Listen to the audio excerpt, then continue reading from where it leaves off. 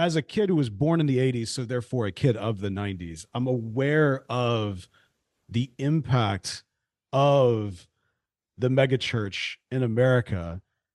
And I've seen specifically how organizations that may not be tied to megachurches, but are strongly influenced by megachurch style pastors, pastoral influences, that sort of thing.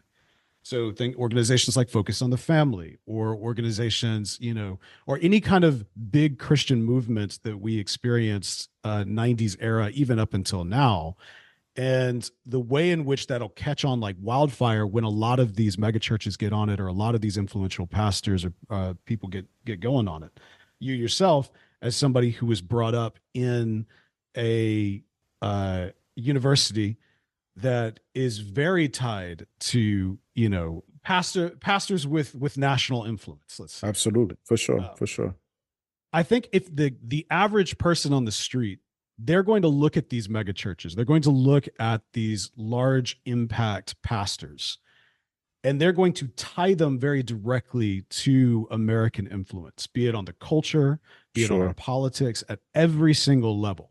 And egregiously, they would be accurate. That's true. These churches kind of represent Christianity in America. These pastors, for all of their varying agreements, disagreements, denominational positions, when they're at that level, they represent what Christianity is in America. The American church is very tied to like the states, right? The politics of the day.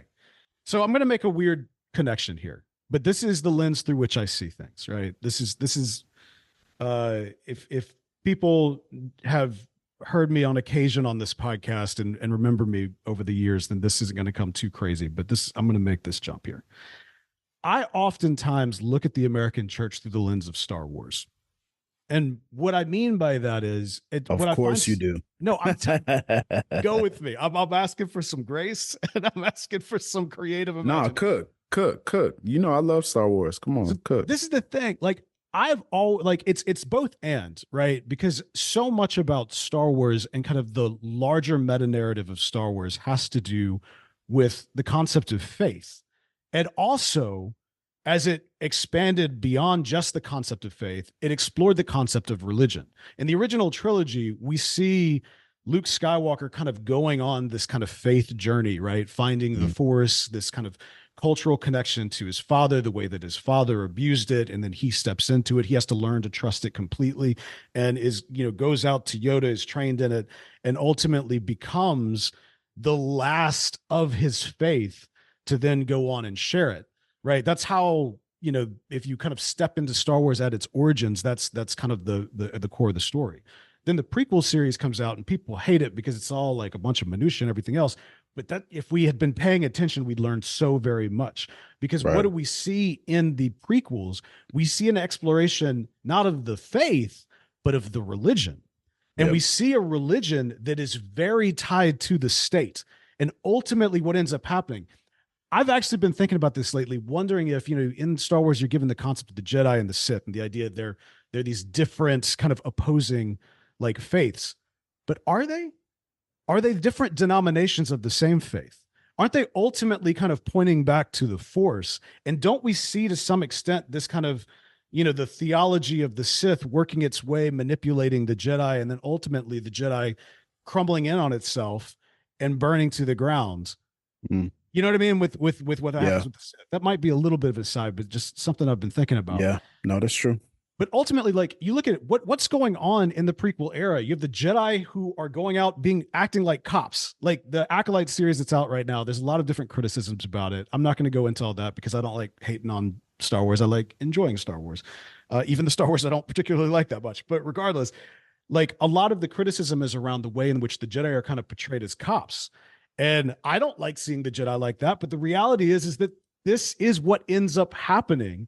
Is kind of these morality police, and also ultimately this tool of the state to apply religion. Now, take it outside of Star Wars into the real world. This has always been the case throughout like the history of mankind, right? Even if I'll push it back to like Greek mythology, you look at the origins of Greek mythologies, you have, as this empire starts growing, or the Roman Empire, as they start growing, they go to all of these different communities and they say, oh, what do you worship? Oh yeah, he's the cousin of our God. So you're with us. Right. Religion is Right. literally used to kind of be this centralized focus to bring everybody together around getting behind what the state is doing. And so that has been the case since the origins of America, and it continues to be.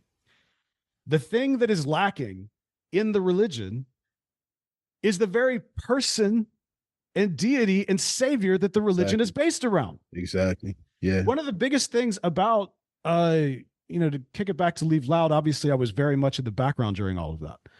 But one of the things that was very interesting is the way in which people seem to not realize that leaving a church is not the same as leaving the faith. Right.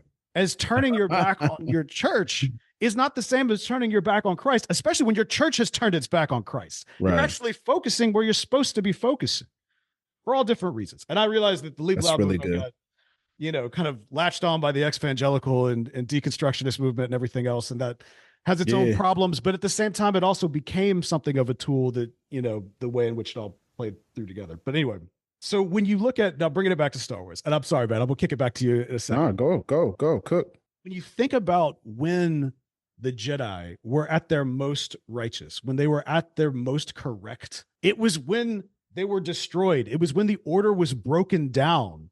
And we see these few Jedi masters humbled, not in their literally their ivory tower, making decisions for the rest of the galaxy and sending out their people to go and, deploy everywhere. But when they're literally in the swamps, in the bayou, and it wasn't just Luke, there were other Jedi and Force sensitive people who had to come out and seek out the masters to learn from them. And they're not learning the dogma, and they're not learning the structure. What they're learning is the truth of their faith, the purity of the faith. And so where is the pastor that exists, not in that celebrity fashion, not even in this like structural organizational fashion, but in that line of humility that exists solely to point to Jesus, to point to truth, that this is how we should then live, is by following Christ. And so that's my Star Wars analogy. And so the broader application then is it just the mega church that needs to go, or is it the American church that needs to go? Right.